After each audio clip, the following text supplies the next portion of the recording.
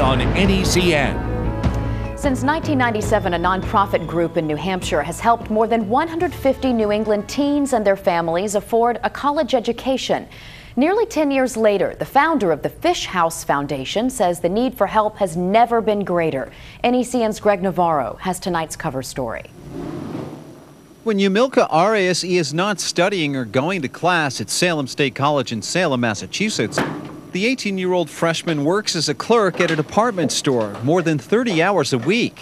Arias' nonstop schedule leaves little time for sleep, but she's not complaining. I'm actually very proud of myself that I'm actually here. The Lawrence, Massachusetts teenager is the first person in her family to go to college, thanks to her drive and in part to a 4-year scholarship from a little-known nonprofit group called the Fish House Foundation. Without them, I wouldn't be able to be here.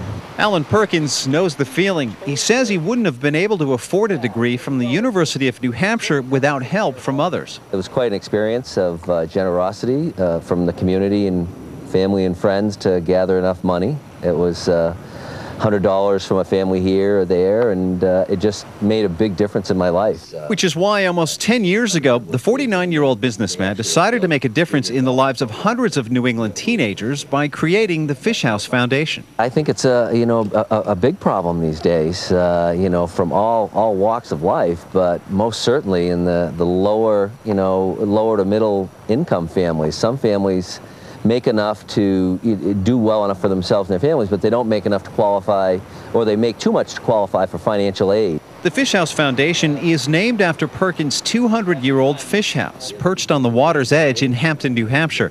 It gives high school students from lower-income families $2,000 a year to help pay for a 4-year college education.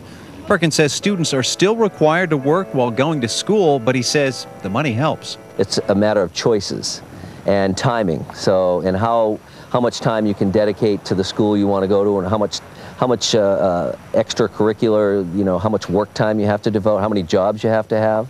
So I think we make a difference in that area. Thanks to the help of celebrities, including the music group Hootie and the Blowfish and retired NFL great Dan Marino, the foundation has raised enough money over the past decade to help more than 160 kids and their families. All of our board of directors are mentors to the selected students, and they have access to, our board folks are people that are well-versed in business and life in general. In its first year, the Fish House Foundation received 10 applications for its scholarship program.